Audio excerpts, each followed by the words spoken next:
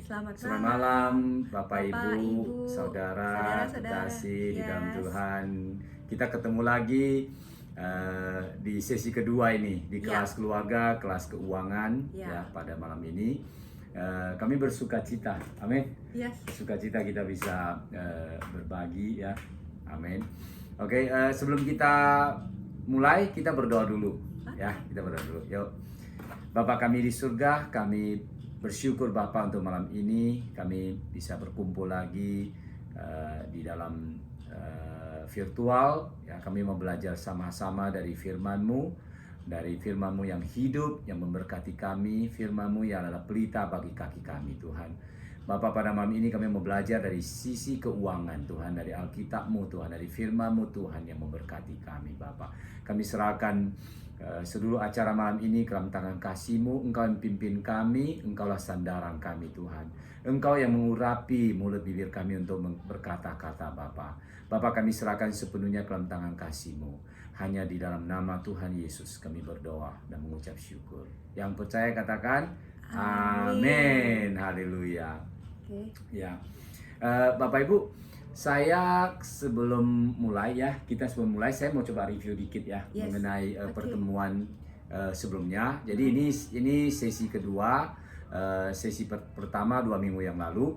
Nah, waktu itu sesi pertama bagian terakhirnya itu ada yang ketinggalan ya, ketinggalan. Karena di sesi terakhir kan saya sebenarnya ada cerita tentang ketika saya mau resign dari grup Sinamas ya, untuk usaha sendiri. Memang Tuhan taruh itu desire untuk aku usaha sendiri itu dalam hati saya itu udah bertahun-tahun ya.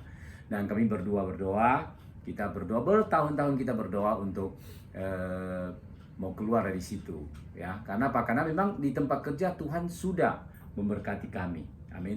Sehingga kami punya desire ya untuk berusaha. Nah, saya ingin review dikit. Jadi waktu sesi sebelumnya, sesi pertama, kami kan sharing tentang kemakmuran yang alkitabiah, ya. Nah, di situ kami sharing 3 poin. Poin pertama adalah perpuluhan. Kenapa kita perpuluhan? Karena kita sudah diberkati. Ya, Dan amin. perpuluhan itu adalah caranya Tuhan ya untuk melihat hati kita, untuk memberkati kita. Amin. Lalu yang kedua adalah persembahan. Nah, yang ketiga adalah saving. Nah, saya ingin bicara tentang saving ini. Jadi ketika saya sebelum keluar itu kami sudah melakukan saving. Jadi waktu kemarin kami sharing, kami mengajarkan bagaimana saving ya. Kami sudah melakukan saving. Tuhan memberkati kami. Nah, sehingga pada akhirnya saya resign dari pekerjaan, kemudian kami memakai uang saving itu untuk berusaha. Modal usaha ya. Modal usaha. Modal hidup.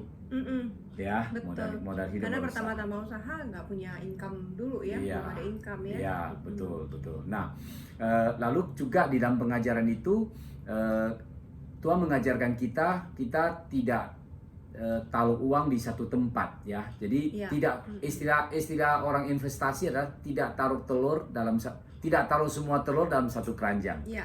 Begitu ya. Jadi kita bagi. Nah, kami juga belajar dari prinsip firman Tuhan dan kami melaksanakannya. Kami juga membagi saving kami itu, kami tabung di sini ya, kami invest di sini, kami invest di situ, dan juga uang untuk kami hidup ya dan berusaha sebagai modal usaha. Amin. Nah, itu firmannya di Pengkhotbah 11. Mari kita lihat sama-sama. Pengkhotbah 11 ayat 2 lah ya. Kita mulai ayat 2 ya. Pengkhotbah 11 ayat 2. Indonesianya bilang begini, tapi Inggrisnya nanti Shelby akan bacakan ya. Iya. Oke. Jadi Pengkhotbah 11 ayat 2, firman Tuhan berkata begini, berikanlah bahagian kepada 7, bahkan kepada 8 orang, karena engkau tidak tahu malapetaka apa yang akan terjadi di bumi. Ya. Nah, oke. Nah, ini bahasa Indonesianya suruh kita bagikan ke 7 atau 8 ya.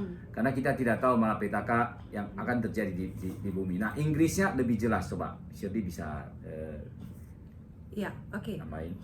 Inggrisnya kalau di New Century Version ya, bunyinya seperti ini.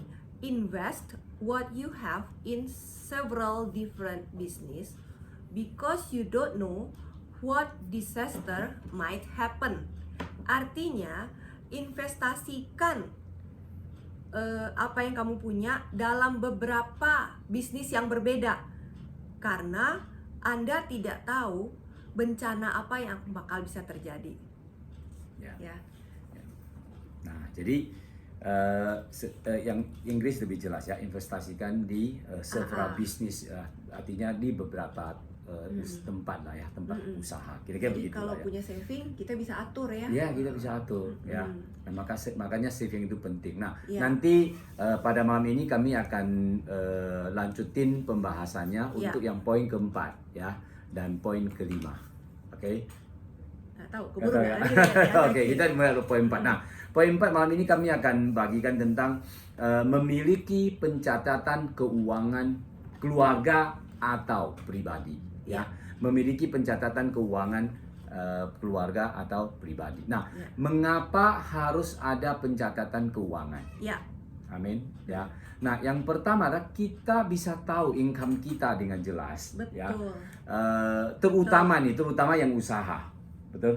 Terutama yang usaha. Benar. Kalau yang kerja memang terima gaji kita jelas. Iya. Ya. Tapi kalau yang usaha memang kita perlu catat. Iya. Oke, supaya kita jelas berapa income kita sehingga kita bisa perpuluhan. Betul. Ya. Nah, perpuluhan kita tahu, kita semua udah dapat di sesi pertama bahwa perpuluhan itu adalah bagiannya Tuhan. Ya, amin. Nah, kita mau belajar di perkara kecil ini. Ya. Amin. Nah, di 2 Korintus 8 ayat 12 ya. Mari kita buka sama-sama. 2 Korintus 8. Ya, 2 Korintus 8. Oke, ayat 12 ya. Saya bacakan.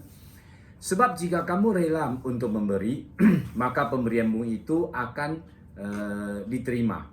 Kalau pemberianmu itu berdasarkan apa yang ada padamu, bukan berdasarkan apa yang tidak ada padamu, ya. Berdasarkan apa yang ada padamu. Nah, ketika kita catat, maka jadi jelas. Iya. Amin. Nah, kita bisa postkan, kita bisa bagikan, betul? Iya, Ya. betul. Nah, itu yang firman Tuhan ajarkan kepada kita. Nah, kemudian Berikutnya. Oke. Nah, kemudian berikutnya dengan pencatatan kita mau bangun kepercayaan antara suami dan istri. Betul. Ya, menurut saya ya, dan pengalaman kita dalam konseling gitu ya. Dan pengalaman pribadi. Ya, pengalaman pribadi ya. Keuangan itu memang hal yang sangat-sangat sensitif. Yes, that's it. Ya kan? Sangat sensitif. Nah, salah satu poin yang pernah, salah satu poin bagaimana membangun trust ya. Membangun kepercayaan itu sudah pernah di-sharing oleh Pastor Glenn Chishin. Nah, malam ini kami tidak akan bahas tentang hal itu. Tapi salah satu poin daripada membangun kepercayaan adalah di sisi keuangan. Betul. Ya, di sisi keuangan. Nah, betul. Jadi gini, mungkin ya, menurut pendapat aku nih ya, suami istri itu kan kita perlu sepakat, benar ya saudara-saudara ya. Nah, untuk kita mau sepakat nih Han ya, kita perlu trust dong. Aku perlu trust sama kamu, kamu perlu trust sama aku, sehingga baru kita bisa sepakat.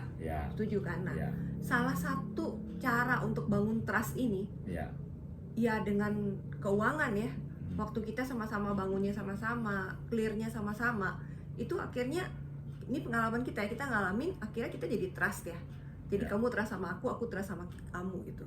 Kenapa? Karena keuangan kita clear ya berdua gitu. Betul.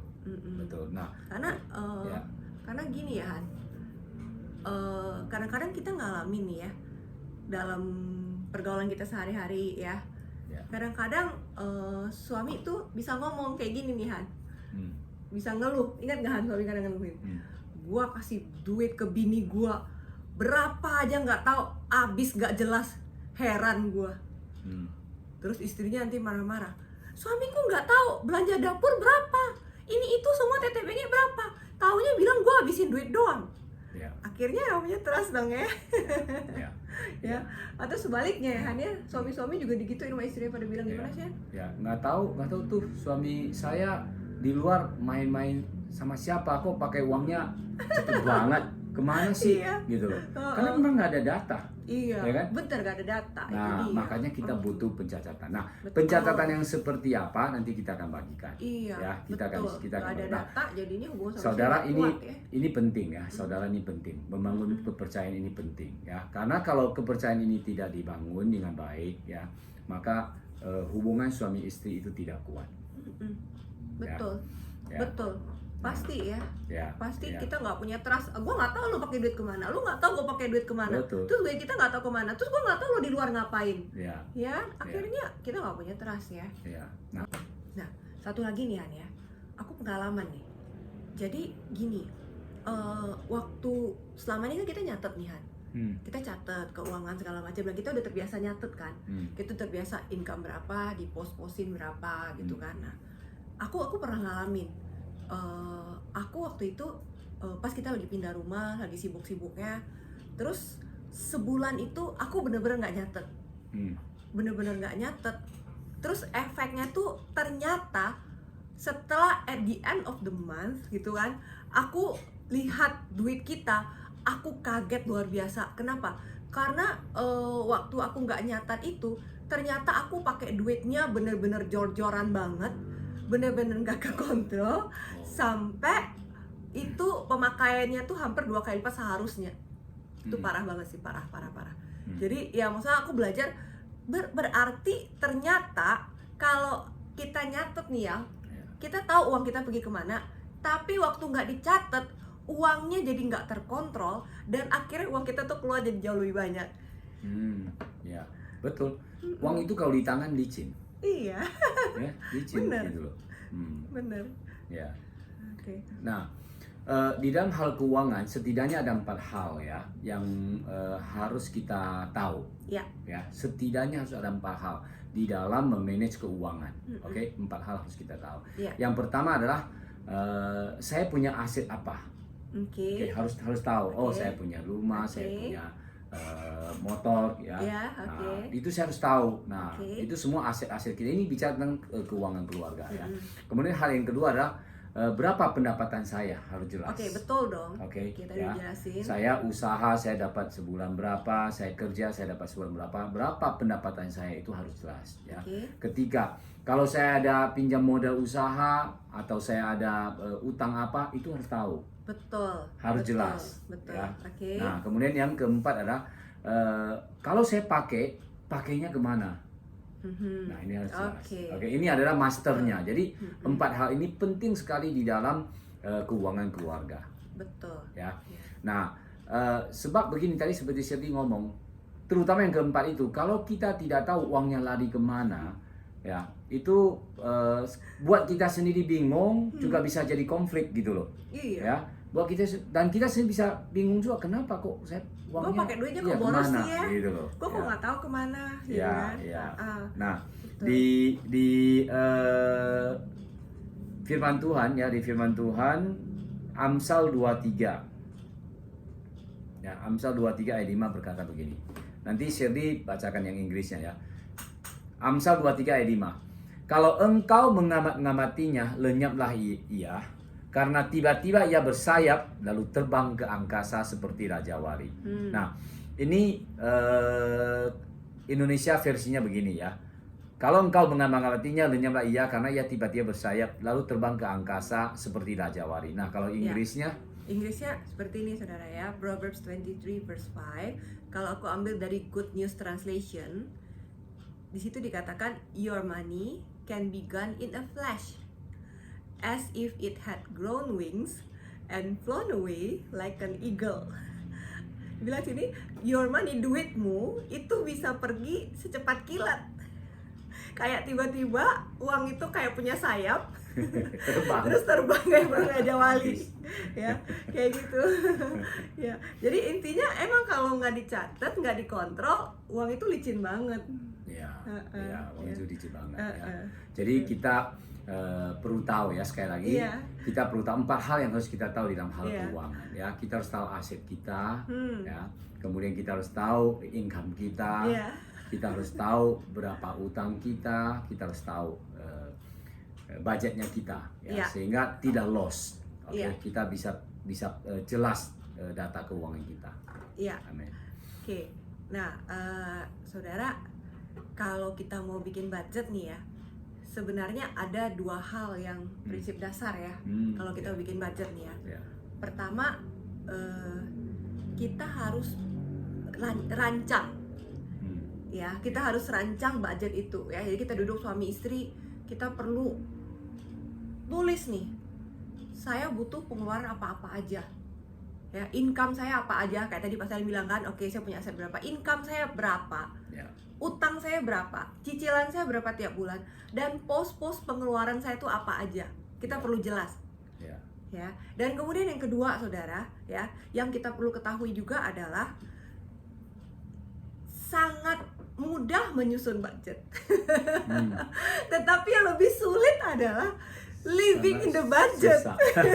Sangat susah di sprint di dalam budget. Iya, saudara, kami juga ngalamin. Jadi waktu bikin budget, oke, kita tahu ini pos-pos kita gitu ya. Tapi menghidupinya is not easy, ya. Gimana caranya yang sudah di post itu ya nggak boleh nggak boleh ditekorin, nggak boleh tekor gitu kan ya, nggak boleh sengaja ditekorin.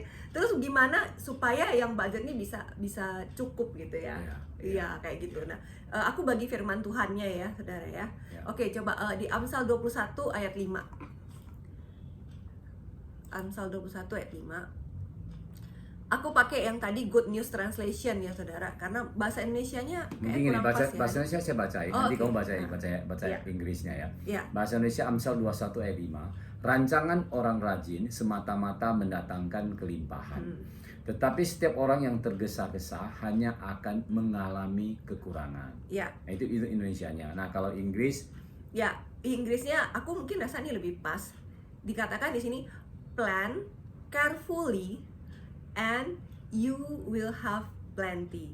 If you act too quickly, you will never have enough. Artinya, plan carefully. Ya, kamu harus rencanakan dengan hati-hati. Terus nanti hasilmu akan banyak. Tapi kalau kamu bertindak terlalu cepat, terlalu impulsif, nggak cukup duitnya. Bener kan ya, saudara? Ya. Nah, terus kita coba ya satu lagi ya, Amsal lagi ya. Amsal 1 ayat 20 kan kita baca ya. Amsal ayat 21. Amsal 21 ayat 20. Oke. Harta yang indah dan minyak ada di kediaman orang bijak, tetapi orang yang bebal memboroskannya. Ya, aku baca Good News Translation lagi ya. Oke.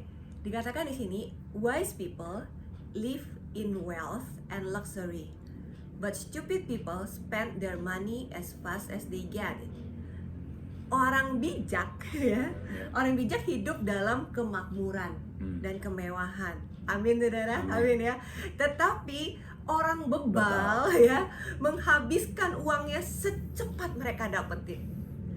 Ya, kita nggak mau jadi orang bebal ya, kita mau berhikmat.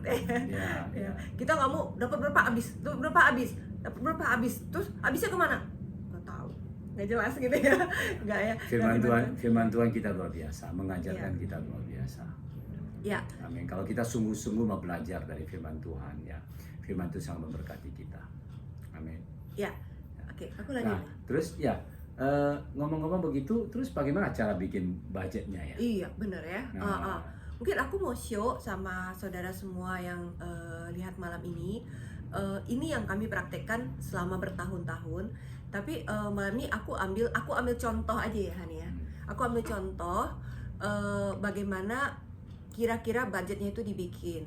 Ya, apa yang kami lakukan dengan keuangan kami. Seperti tadi pertama Pak Salim udah ngomong ya, bahwa kita harus tahu berapa aset kita, ya kan? Kemudian berapa income kita, ya kan? Nah, kemudian berapa hutang kita, berapa cicilan kita. Nah, sekarang aku mau coba bagiin sama saudara. Saudara bisa lihat di sini, ya. Oke, ini contoh aja saudara ya. Ini cuma contoh. Ini mungkin kami ambil orang yang income-nya segini. Kalau saudara income-nya berapa, saudara menyesuaikan sendiri. Ya. Dan ini kami bikin income yang bulanan. Kalau saudara mungkin income-nya mingguan atau harian, saudara bisa atur sendiri. Intinya sih sebenarnya bukan Posnya bukan yang di penting. dapatnya gimana, tapi intinya bagaimana membuat budgetnya, mengatur budgetnya. Ya, betul. Ya. Ya. Nah, misalnya saudara, kalau saudara lihat di sini, saya pakai angka 6 juta Per ya bulan, penghasilan bulanannya ya. Di sini udah pasti kayak kita belajar sama-sama per bulan udah pasti dong ya. Udah pasti Tuhan nomor 1, per bulan 600.000 ya misalnya nih ya saudara ya. Misalnya di sini persembahan. Kemarin kita belajar tuh perpuluhan, persembahan. Misalnya saya letak di sini misalnya suami istri sepakat nih ya sama-sama 100.000. Misalnya harus sepakat ya. Ya, karena kalau kita sepakat apapun kita minta Tuhan berikan. Amin ya. Nah, terus ini yang kita juga udah belajar, poin ketiga kemarin harus ada tabungan. Ya, saving. Nah, di sini saya bagi 2 saving. Kalau saudara lihat, kenapa saya harus bagi 2 sih? Ceritanya gini. Karena kita harus ada bagian dalam hidup kita. Kayak tadi aku cerita sama Mas Salim, ada bagian dalam hidup kita di mana kita tuh tabungannya tuh buat investasi. Dalam arti ini tabungan yang nggak boleh diambil, kamu maupun aku kita sepakat nih nggak boleh diambil karena ini buat masa depan kita. Apakah nanti kayak tadi misal Pak Salim bilang ini buat kita jadi modal usaha kayak gitu ya, atau mungkin ini nanti buat masa pensiun kita, whatever, ini tabungan yang nggak boleh diganggu gugat.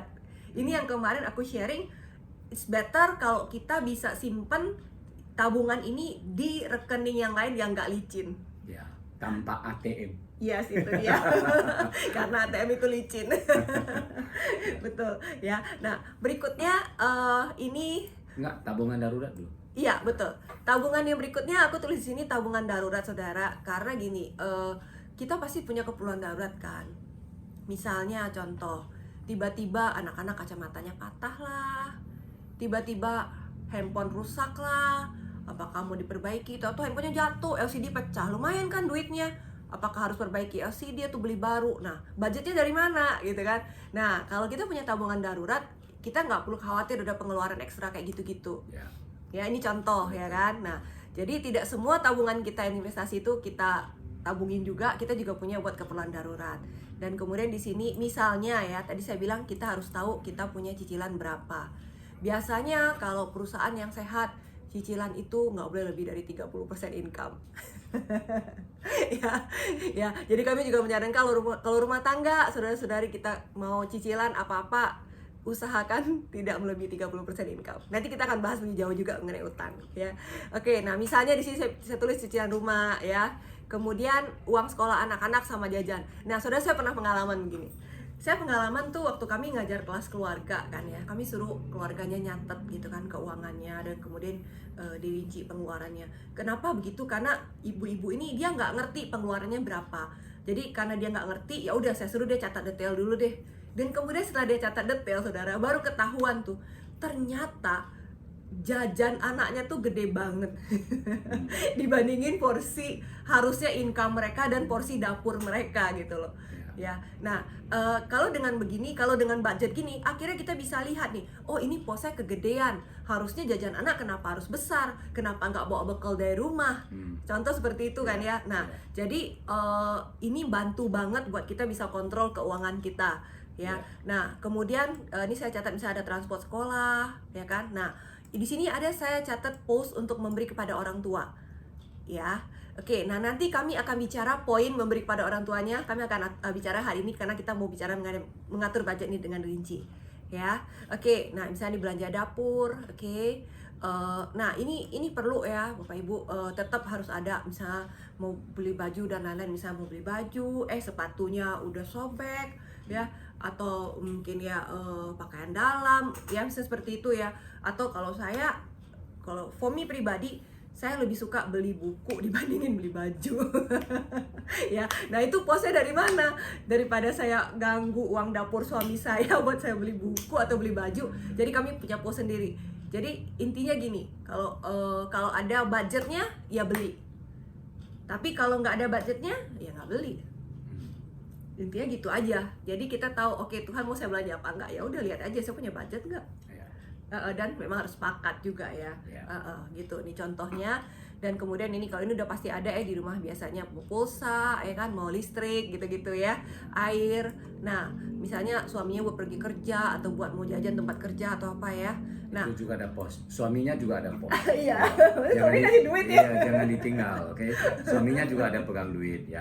Nah duit ini biasanya untuk isi bensin ya, atau untuk dia pakai ya kan di luar ya, jajan makan dia itu perlu pegang. Nah tapi tetap diposin ya, diposin. Nah begitu, kalau dulu saya lakukannya begini, ini dulu saya. Jadi saya punya jatah berapa? Nah contoh saya punya jatah, katakan contoh lah ya, 500.000. Nah lalu saya udah hitung kalau isi bensin itu tiap minggu bisa habis berapa, oke? Nah kemudian saya mesti pakai berapa, itu langsung saya poskan. Dulu itu langsung begitu 500 saya pegang, langsung saya bagi 4 amplop. Nah saya tidak 500.000 itu taruh di dompet saya, enggak, itu cepat habis karena duit itu bersayap itu terbang ya kan. Jadi saya sengaja pos bagi 4 amplop. Nah minggu ini amplop pertama saya ambil taruh dompet gitu loh. Nah itu ada satu satu seni juga itu. Jadi kalau dalam minggu ini kita pakainya hemat gitu kan, wah ada sisa buat ke minggu depan, wah kayaknya kok minggu depan udah mau lahir baru lagi nih, uang yang baru lagi, senangnya gitu loh. Ada penghiburan juga gitu loh. Nah tapi mengajarkan kita juga terkontrol secara pemakaian keuangan. Iya gitu. betul. Nah, iya. Ya. Sebenarnya sama sih Han, uang dapur aku juga digituin. Oh, uang dapur aku juga. Iya, jadi kalau 1 bulan 4 minggu ya bagi 4, 1 bulan 9 minggu bagi 5. Ya. Kalau enggak, ya setelah misalnya belanja bulanan, kayak misalnya kita beli beras, beli sampo, segala macam belanja bulanan, terus sisanya itu ya harus diatur. Kalau enggak ya licin sih, nggak cukup sampai akhir bulan. Nah termasuk tadi itu yang perpuluhan sama persembahan. Nah persembahan kalau minggu itu ada 5 minggu, itu langsung kami bagikan menjadi 5 amplop. Ya. Kalau 4 minggu kami bagi 4 amplop gitu loh. Ya. Nah, yang kita udah sharing itu kan. Nah, begitu per bulan kita udah amplop, kita udah doakan persepuluhan, kita udah doakan persembahan. Nah, nanti begitu ke gereja ya enak ya. Melangkahnya enak gitu loh. Gak pusing, udah semuanya udah diamplopin. Iya. Lanjut ya, Han. Ya. Oke. Nah, berikutnya ada pos buat liburan, Saudara. Kenapa? Kadang-kadang emang kita perlu liburan kan. Cuma mau pergi gak ada duit, atau kalau nggak gara-gara liburan tekor. Ya kan, saudara, kami lo ngalamin gara-gara liburan tekor. Jadi ya udahlah, kami punya budget buat liburan, ya udah kalau kita punya budget, kita mau pergi liburan kapan aja, jadi kita sesuai sama budget kita. Gitu ya.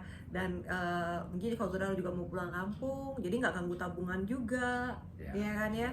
Kita punya pos untuk liburan. Ya, nah ini posting-posting ini semua adalah sesuai dengan kesepakatan suami istri. Iya, ya. Kami memberikan ini contoh-contoh angka, ya. Tapi yang penting sebenarnya adalah poin-poinnya itu. Iya betul. Ini ya, misalnya postingnya itu yang paling penting. Oke. Betul. Ya. Dan menurut saya yang terakhir, tapi maksudnya biarpun terakhir ini sangat penting dan gak boleh diilangin ya, itu kita harus punya post untuk calling. Kenapa?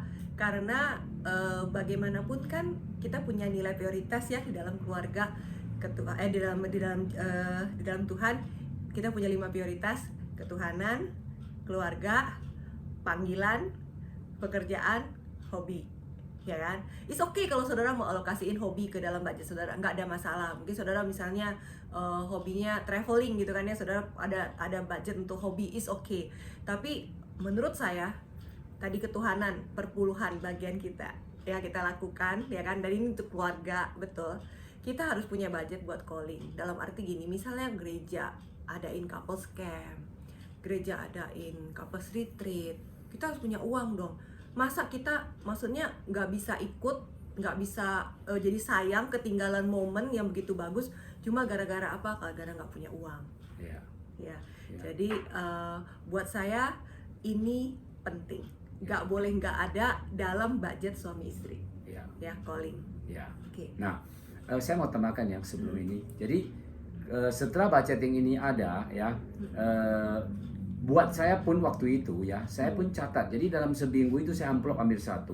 Saya dididik disiplin oleh Tuhan sebenarnya untuk hidup sederhana, yang seperti saya bicara tentang sesi sebelumnya ya. Itu saya bikin juga catatan sendiri. Saya pakai uangnya kemana. Nah, dengan demikian saya puas. Saya kalau minggu ini pakai uangnya kemana itu saya bisa lihat, oh saya ke sini jelas, gitu loh. Saya puas, jadi nggak bingung kemana ya kok uangnya saya pegang kok habis gitu loh, kemana gitu loh. Betul. Nah, jadi cukup jelas buat saya. Nah, begitu juga Shirley, kamu juga catat kan, oh minggu ini belanja dapur apa, ya kan? Nah, ini catatan ini sebenarnya nggak perlu ngomong sampai detail kalau buat Shirley ya. Contoh, oh beli sayur sekian ribu, enggak, mungkin sini nggak gitu kan. Cuma hari ini saya ke pasar, ikan, sayur, bla bla bla, oh total beli 50.000 contoh, gitu kan, kira-kira begitu ya. Namun jelas bahwa saya ke pasar belanja.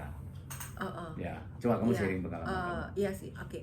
Kalau dalam hal ini gini, mungkin gini, kalau kami orang lebih cermat ya. Jadi kami terbiasa nyatet bertahun-tahun dan kami nyaman dengan cara ini. Tapi I know tidak semua orang mungkin bisa seperti kami nyatet begitu cermat ya, ya. Tapi kami lakukan ini, kalau saudara bisa lakukan, saudara bisa tiru, is okay.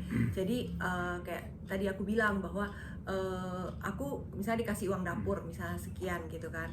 Nah untuk seminggu ini, nah kemudian aku nyatet, oke, misalnya untuk beli gas berapa, untuk beli minum berapa. Kemudian aku belanja di tukang sayur, kemudian aku beli roti. Nah aku catat sih tujuannya gini aja, supaya aku tahu uangku kemana. Kalau habis pun jelas habisnya kemana. Dan aku mau dompetku itu terkontrol uangnya. Kenapa? Karena kalau aku nggak terkontrol uang, aku nggak tahu uang kemana. Uang hilang pun aku nggak tahu. Ya, jadi itu yang aku praktekin. Kalau saudara bisa lebih detail seperti kami pasti akan lebih nyaman, karena kami nyaman ya dengan itu. Tapi kalau nggak bisa, is okay. Saudara tadi harus punya yang minimal yang 4 hal tadi: aset, income, hutang, dan saudara harus budgetin pos-posnya. Per pos aja. Jadi kenapa kami sampai masuk begitu detail? Karena waktu kami lagi proses proses itu ya, itu benar-benar kami masuk masa paceklik ya. Kami harus bayar utang, kami harus kontrol biaya hidup ya. Sangat ketat Ya. Dan kami belajar, kami mau konsisten, kami mau disiplin. Nah makanya kami catat sangat detail waktu itu ya, sangat detail. Nah dan kami sangat puas, dan itu terbuka, kami berdua terbuka ya. Jadi kalau saya catat apa yang saya pakai keluar, itu bondnya kan ada tuh. Waktu itu saya masukin ke dompet, jadi begitu pakai pulang langsung saya catat apa yang saya pakai. Itu Shirley mau lihat silakan lihat aja, gak ada masalah. Nah terus dia ke pasar belanja apa aja saya bisa lihat juga. Kalau dia katakan belanjanya agak banyak ya, saya lihat ya nggak ada masalah, karena kita kan sudah transparan ya, sudah terbuka, dan memang kami mau dan kami sepakat mau lakukan seperti itu, gitu ya. Oke, ya itu bicara tentang pencatatan. Nah ini sekarang tetap masih di poin keempat ya, tapi poin tentang budget juga ya. Tentang budget juga ya. Nah ini beberapa prinsip dan metode dalam pelaksanaan budgeting. Beberapa prinsip dan metode ya dalam membuat budgeting. Nah, yang pertama adalah sepakat suami istri. Ya, ini harus sepakat. Jadi, ayo kita sama-sama mau bikin budget. Setuju? Setuju. Nah, kita setuju. Nah, ketika kita setuju, mari kita duduk sama-sama, kita bikin sepakat. Seperti tadi Shirley sudah sampaikan, pos ini berapa, pos ini berapa, pos ini berapa, pos ini berapa. Nah, begitu kita sudah sepakat, sudah setuju, mari kita lakukan sama-sama. Ya, mari kita lakukan sama-sama. Saya ingin katakan begini, kalau kita mampu menyusun budgeting ini dan kita sepakat mampu menyusun budgeting ini, saya mau katakan begini, bahwa kita akan sungguh menikmatinya. Amin. Nggak bingung, ya, nggak bingung gitu loh. Kita mau pakai uang ini, mau pakai uang itu jelas banget gitu loh, ya. Nah, kalau kita beda pendapat gimana, Han? Ini firman Tuhan ngomong gini, Matius 18 deh, kita buka sama-sama ya. Matius 18. Kita kasih tahu ayat ini sama-sama ya. Matius 18. Kuasa kesepakatan ini ya. Ya, ayat 19. Matius 18 ayat 19. Firman Tuhan berkata, dan lagi aku berkata kepadamu, jika 2 orang daripadamu di dunia ini sepakat meminta apapun juga, permintaan mereka itu akan dikabulkan oleh Bapakku yang di surga. Ya, 2 orang, bicara suami dan istri. Amin ya. Nah, terus kalau kita sudah bikin budget nih, ya, kita udah bikin budget nih, terus kalau overpakai bagaimana nih? Aku kan ngomong sama kamu dulu ya. Ya harus ngomong, Kita harus nggak boleh bicara. diem-diem ya. Harus ngomong, ya harus ngomong. Nah, Nggak boleh diem-diem. terus ya. kalau Pakai lebih. ya terus kalau umpamanya Diskusiin ya ya biasanya. terus kita diskusi nih, terus beda pendapat. Oh itu sering. Apa yang harus Itu sering. dilakukan? Ya kan aku harus tunduk sama kamu. Amin ya. Jadi karena saya sebagai kepala keluarga, kalau beda pendapat, Shirdi harus tunduk sama saya. Nah, Iya. apakah saya akan maksud apakah keputusan yang selama ini saya ambil apakah selalu benar? Kadang ada salah Nggak juga. juga. Nah, tapi saya belajar. Ya, saya belajar gitu loh. Belajar dari kesalahan itu dan sangat bersyukur adalah Shirdi udah mengerti firman ini. Begitu saya salah, dia tidak menuntut, dia tidak bahasanya apa itu? Menghakimi. Rasain lu kira-kira begitu ya. Enggak. Tetap dia berdoa, tulus berdoa untuk supaya saya bisa cepat belajar dari itu kemudian keluar. Ya sudah, selesai. Itu aja gitu. Kasih kesempatan dia buat bertumbuh lah ya. Nah, gitu. Dan ya saya memang belajar untuk mau bertumbuh gitu ya. Nah, kemudian poin berikutnya ya. Apa itu? Oh oke. Tadi kan ada post tuh saudara ya. Tadi ada post untuk bicara mengenai memberi kepada keluarga. Nah, untuk bagaimana kita bisa mau budget tentang memberi kepada keluarga, kita harus ngerti prinsip firman Tuhannya dulu ya. Aku bukain prinsip firman Tuhannya buat saudara ya. Coba Keluaran 20 ayat 12 ya. Firman Tuhan bilang, hormatilah ayahmu dan ibumu supaya lanjut umurmu di tanah yang diberikan Tuhan Allahmu kepadamu ya. Jadi kita menghormati mereka. Mereka udah tua, mereka udah rawat kita ya, selayaknya kita memberkati mereka dengan uang ya. Kemudian di Matius 15 ayat 4 sampai 6, saudara pasti tahu ayat ini, sebab Allah berfirman, hormatilah ayah dan ibumu, dan lagi siapa yang mengutuki ayahnya atau ibunya pasti dihukum mati. Tetapi kamu berkata, barang siapa berkata kepada bapaknya atau kepada ibunya, apa yang ada padaku yang dapat digunakan untuk pemeliharaanmu sudah digunakan untuk persembahan kepada Allah, orang itu tidak wajib lagi menghormati bapaknya atau ibunya. Dengan demikian firman Allah kamu nyatakan tidak berlaku demi adat istiadatmu sendiri. Nah, saudara, dengan kata ini nih, Pak, Ma, aku ini udah bayar berpuluhan. Jadi sekarang uangku udah nggak ada alokasinya buat papa mama. Udah ya papa mama, aku nggak usah kasih. Istilah kata ayatnya bilang kayak gitu. Benar kan saudara ya? Nah, tapi itu salah. Ayat ini bilang salah. Ya. Justru semakin kita kenal Tuhan, semakin kita ngerti, justru semakin harusnya kita menjadi berkat. Amin. Amin saudara ya. Nah, masalahnya kan kita juga tadi tahu firman Tuhan bilang, berilah dari apa yang ada padamu. Ya, betul. Jangan dari yang tidak ada. Betul. Ya, saudara. Jadi waktu kita memberi kepada keluarga, gimana? Gitu kan? Nah, jadi ya harus sepakat ya. Ya, sepakat, betul. Harus dibicarain ya. Iya, harus sepakat. Nah, jadi sepakat ini begini. Saya ingin bagikan begini. Setelah kita sepakat ya, kita tidak selalu harus contoh. Oh, saya mau kasih orang tua saya berapa, saya kasih orang tua kamu berapa, kita mesti sama-sama berapa gitu kan. Sebenarnya bukan begitu ya, bukan begitu caranya. Tapi sesuai dengan kebutuhan. Ya, okay? sorry aku potong dikit ya. Jadi maksudnya amount-nya nggak harus sama, benar ya? Angkanya nggak harus sama gitu loh. Nggak apa-apa. Yang penting sesuai dengan kebutuhan orang tua kita. Kalau orang tua kita mampu, ya kan, contoh kan. Nah, kita menghormati mereka, kita kasih mereka sesuai dengan yang kita punya. Oke. Nah, dalam hal ini saya ingin tambahkan begini. Kalau saya pribadi ya, dan saya merasa ini baik ya. Walaupun orang tua kita mampu nih, punya nih. Nah, tapi saya menghormati orang tua saya mengasihi dia, saya akan kasih juga gitu loh. Oke, tapi dari yang saya punya gitu loh ya. Nah, orang tua akan sangat diberkati. Nah, tapi kalau umpamanya orang tua yang satu pihaknya agak kurang mampu, nah mungkin ini kita kasih lebih banyak sesuai juga dengan yang kita punya. Betul. Gitu. Betul. Jadi nggak bisa dibilang nggak adil ya. Ya, nggak demikian caranya. Adil itu nggak harus selalu sama. Ya. Nah, sesuai kebutuhan. Nah, itulah pentingnya kalau kita suami istri mengerti tentang ini dan bertumbuh di area ini, ya kita akan diberkati. Ya, tidak bicara oh ini hatinya kecil, ini hatinya besar, nggak demikian. Betul. Ya. Okay. Lanjut nih Han. Nah lanjut ya. Nih Han. Kadang-kadang nih ya, ini masih banyak sih. Gini, salah satu keluarga nih Han ya. Ini uang suami, ini uang istri. Nah terus kalau mau bikin budget bingung mau pakai uang siapa, uang istri atau uang suami gitu.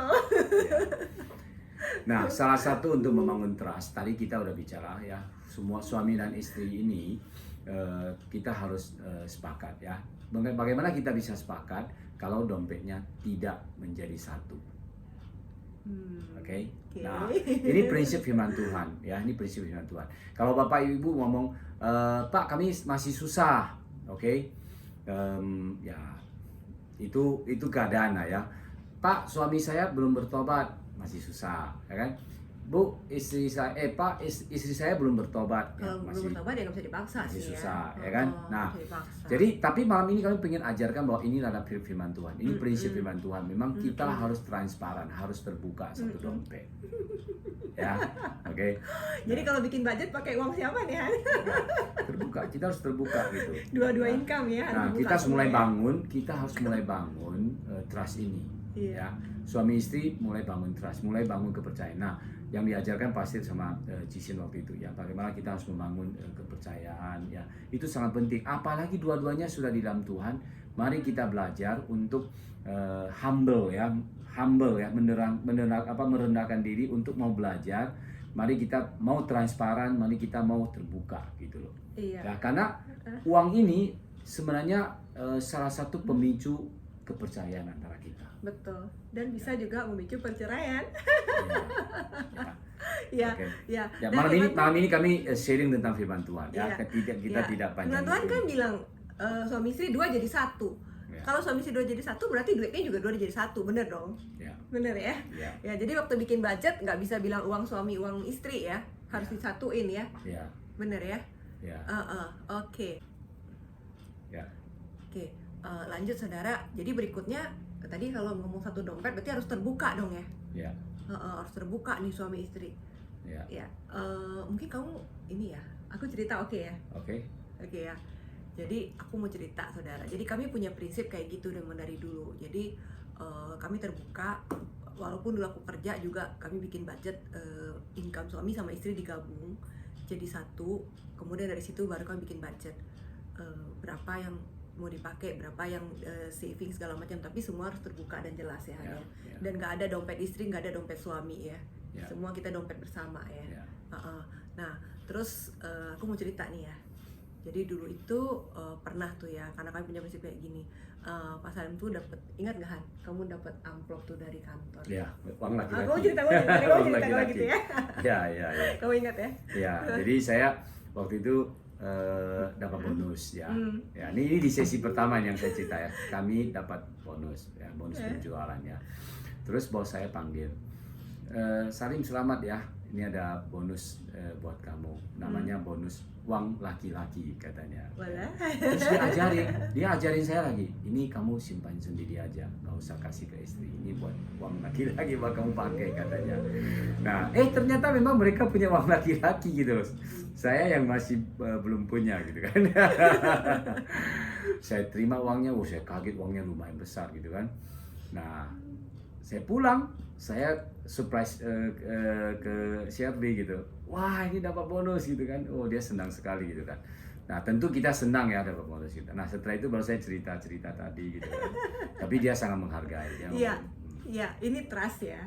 Ini namanya trust. Harusnya kan dia nggak pantasnya bilang dia buat kamu. Ya udah, harusnya dia juga kalau nggak ngasih aku ya udah gitu kan ya.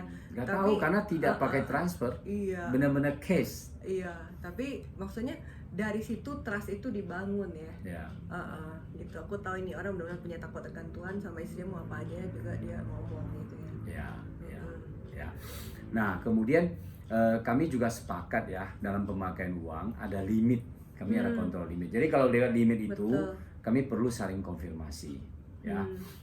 Apakah pengeluaran ini oke apa enggak. Nah, ini saya kebetulan waktu itu sempat kejadian. Jadi kami sudah sepakat nih angkanya berapa. Kalau lewat itu saya mesti ngobrol dulu sama Sherby. Hai Han, ini ada kebutuhan ini nih, atau ada penawaran begini-begini, ini bagaimana gitu kan, pendapat kamu bagaimana. Nah, waktu itu sempat saya hampir aja ketipu itu di mall itu.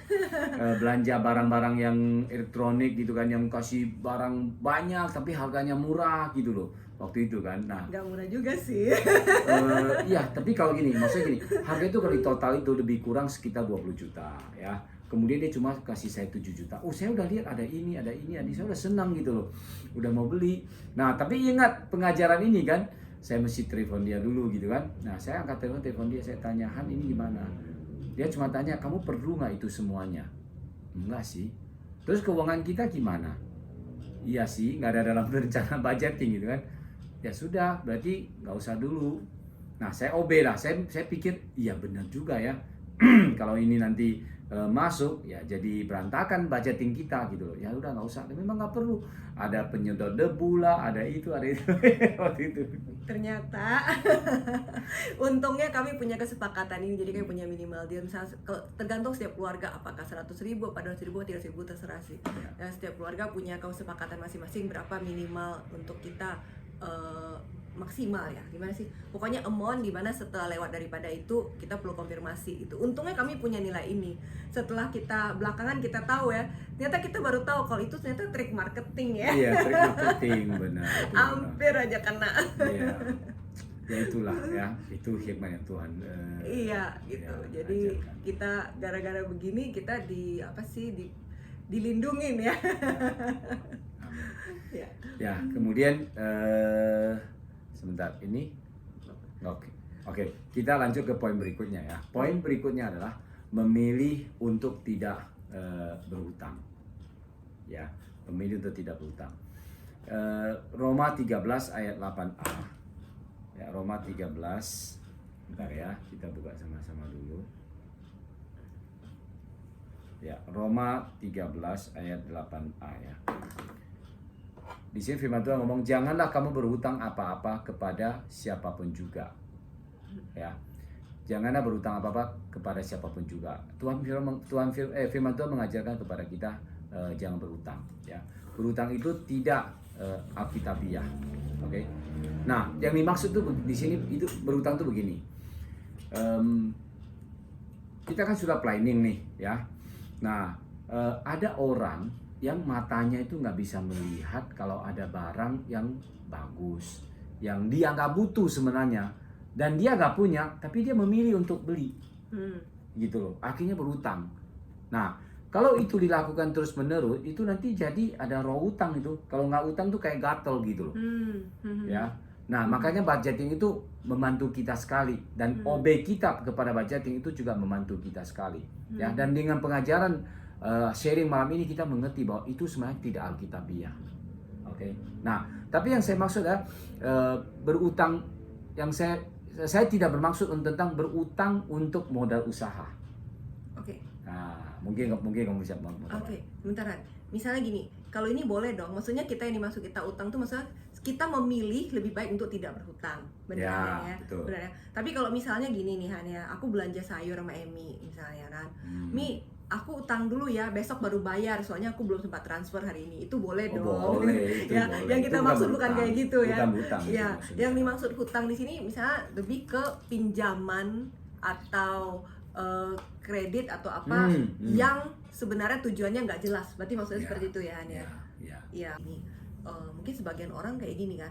Kalau gitu, kalau belanja kredit boleh nggak? Misalnya mau beli mesin cuci kredit nih, atau misalnya mau beli mobil kredit dong, misalnya gitu kan ya.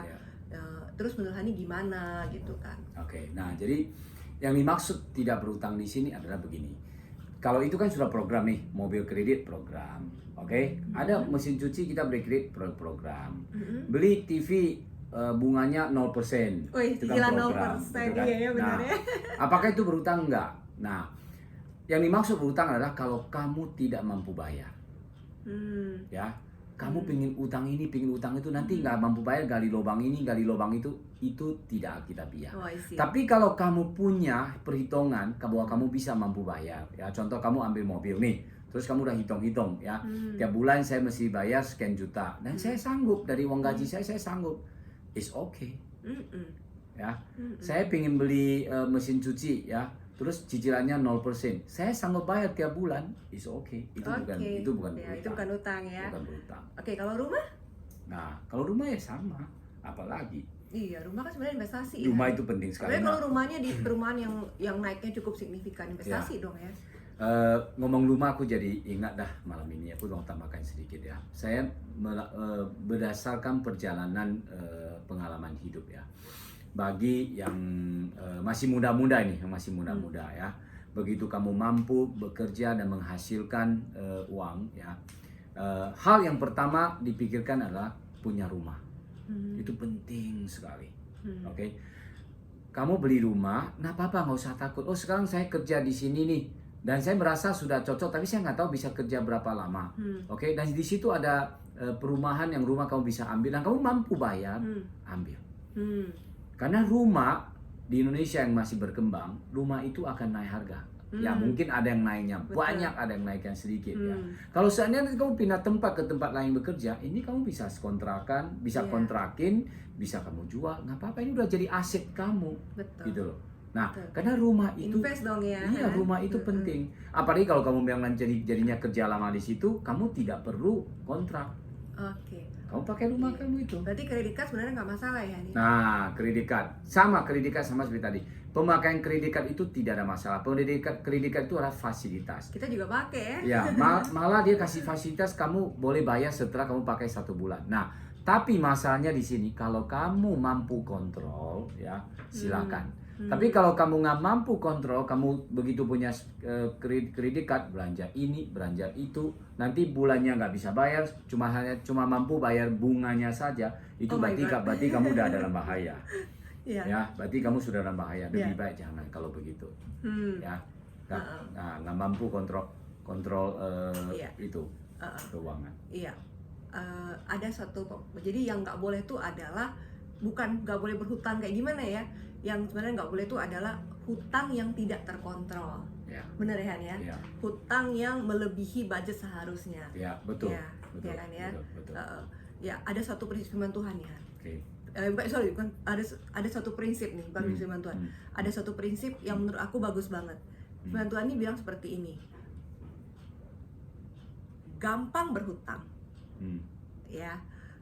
Plus ya. Tidak mengatur keuangan dengan baik. Istilah katanya masa bodoh. Ya. Jadi mudah ambil kredit, gampang berhutang gitu ya. Terus bodoh sama keuangan. Hasilnya bencana. Ya. Ya. Saudara bayangin ya, gampang berhutang, mudah ambil kredit ini, kredit itu, kredit ini, kredit itu gitu ya. Kemudian masa bodoh sama keuangan. Nggak tahu tuh harus bayarnya gimana, ya udah ntar lah, gampang lah, nggak usah dipikirin gitu ya. Bencana. Ya.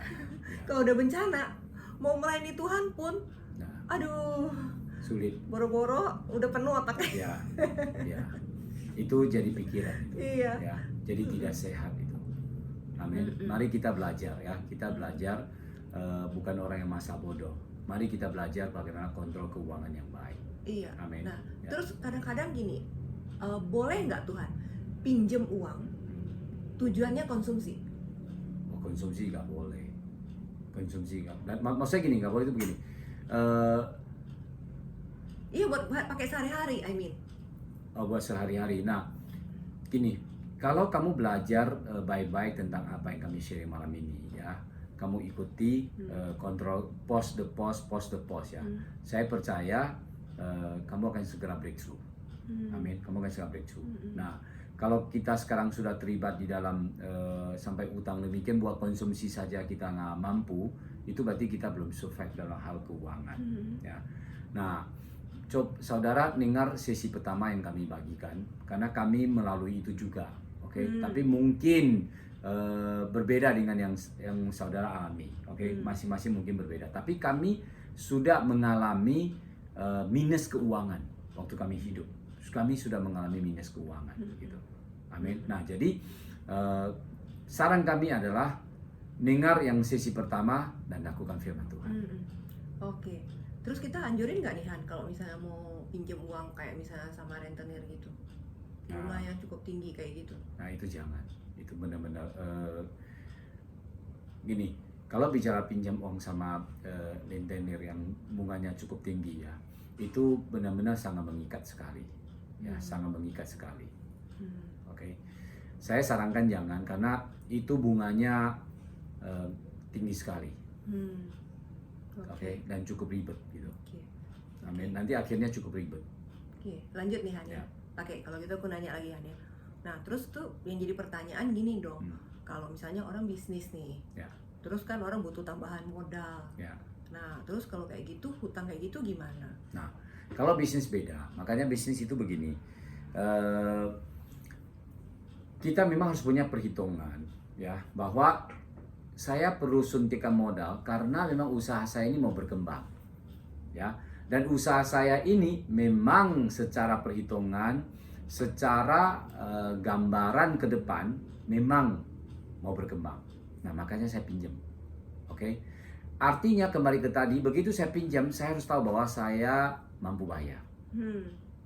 Ya, dan tidak pusing. Nah, pola yang terbaik dalam accountable ya, accounting, oke. Pola yang terbaik adalah kalau kamu pinjam dari bank, paling baik adalah 30% dari total modal kamu. Jadi 70% saya punya modal, 30% saya pinjam dari bank. Kira-kira begitu. Nah, itu yang sehat. Jadi nggak boleh lebih dari 30% modalnya. Ya, itu kalau seandainya kurang mau sehat. Nambah hutang. Ya, itu kurang sehat. Oke. Ya. Jawab ya berarti Han ya. Oke. Nah, kita masuk poin berikutnya ya saudara ya. Oke ya, waktunya juga udah semakin dekat. Oke. Nah, berikutnya saudara dalam hal budget, menurut aku yang juga perlu ya. Ini terutama buat mami-mami kali ya.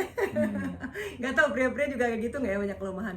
Jadi terutama wanita, tapi mungkin juga pria ada. Itu kadang-kadang kita tuh kalau kita pakai uang tuh kadang-kadang kita bisa, karena mungkin kadang kita nggak sembuh ya secara ini ya, emosi ya. Kita nggak sembuh. Jadi kadang kita tuh bisa terdorong untuk belanja ini belanja itu tuh karena gengsi. Ya, bisa begitu. Terutama kadang-kadang ibu-ibu ya. Jadi tetangga, orang teman-teman semua pakai baju model kayak gini nih, sekarang model kekinian. Jadi kalau gua nggak make, kayaknya gimana banget gitu kan? Ya kan kadang kayak gitu. Atau orang pakai tasnya begini nih, aduh kok gua tasnya cuma yang kayak gini gitu kan? Jadi kadang-kadang aduh gua pengen ikutan dong gitu kan ya. Nah gimana ya? Menurut saya ini kurang pas. Kenapa?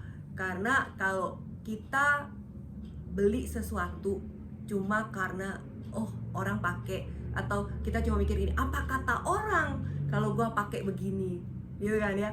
Berarti saya hidup bukan dari apa yang Tuhan mau, tetapi saya hidup dari apa kata orang.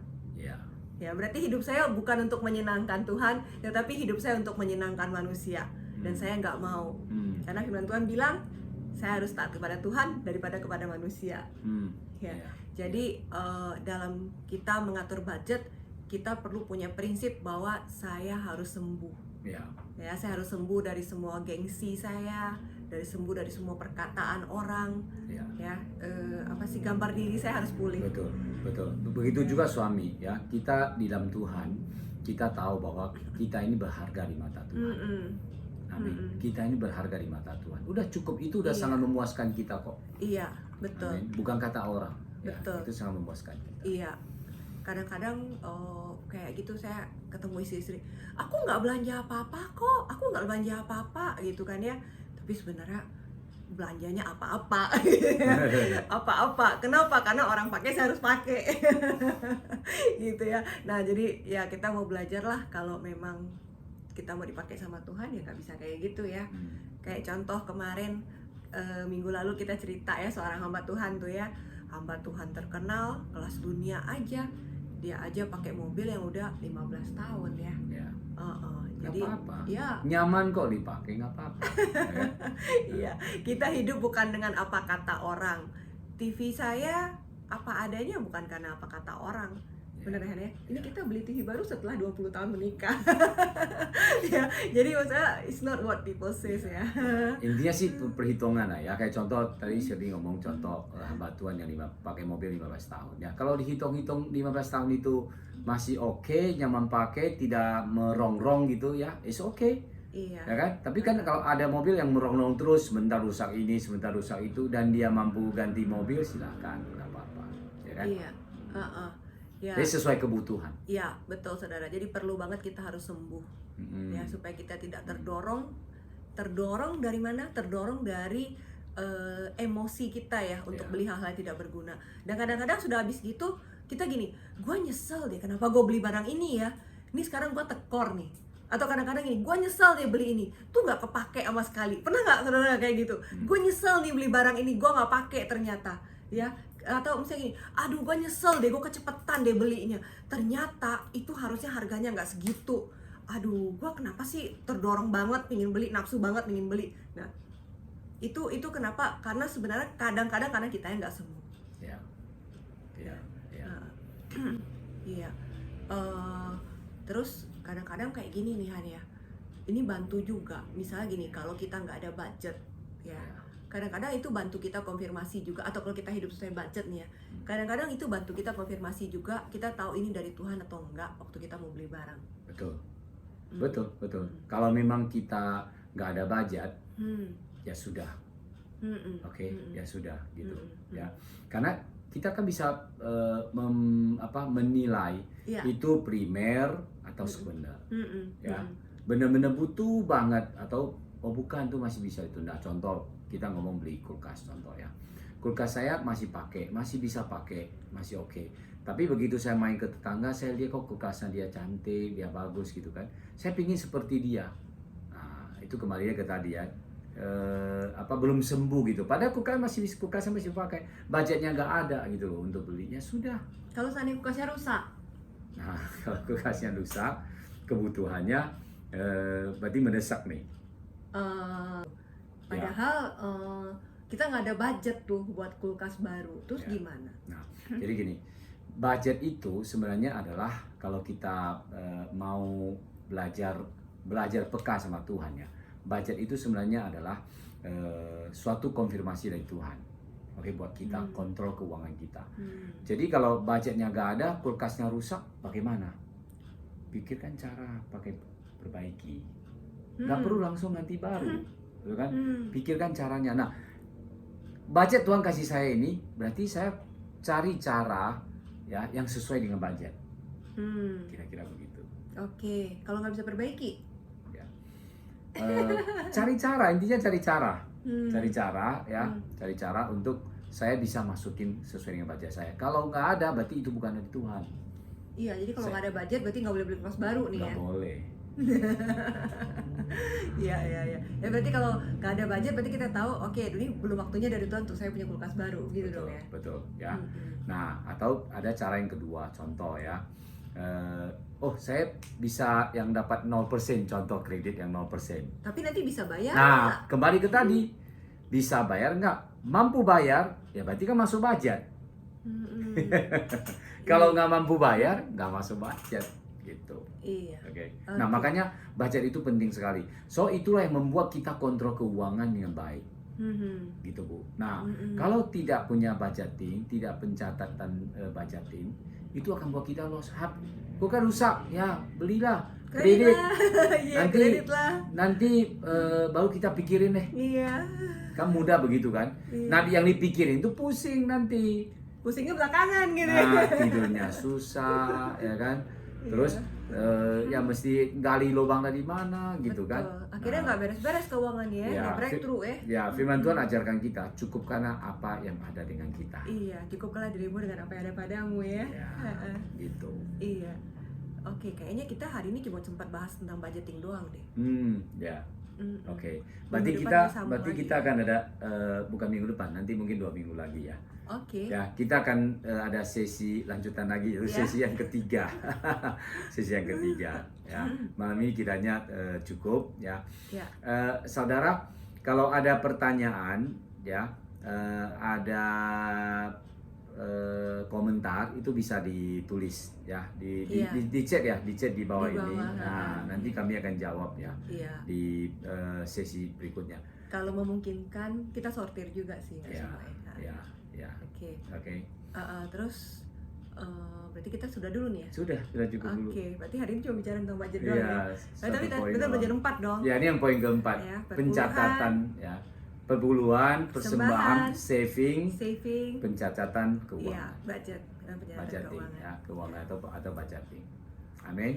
Ya, kiranya ini memberkati kita semua, ya, untuk malam ini. Mari kita berdoa untuk tutup malam ini. Ya. Bapa kami di surga, kami bersyukur dan terima kasih Tuhan, sharing ini telah disampaikan. Dan Bapa kami berdoa, Engkau menuntun kami dan memberikan kami pengertian untuk kami mengerti apa yang kami belajar sama-sama pada malam ini Tuhan.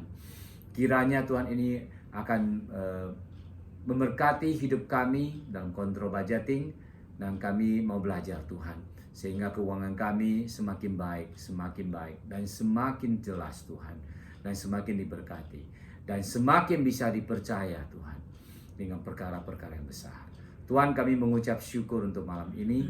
Terima kasih Bapa untuk berkat-Mu ini, dan segala puji, syukur, hormat bagi nama-Mu. Di dalam nama Tuhan Yesus kami berdoa dan mengucap syukur. Dan semua yang bersuka cita katakan amin. Haleluya. Bye-bye. Ya, malam. Bye-bye Bapak Ibu. Tuhan Yesus memberkati. memberkati. Amin.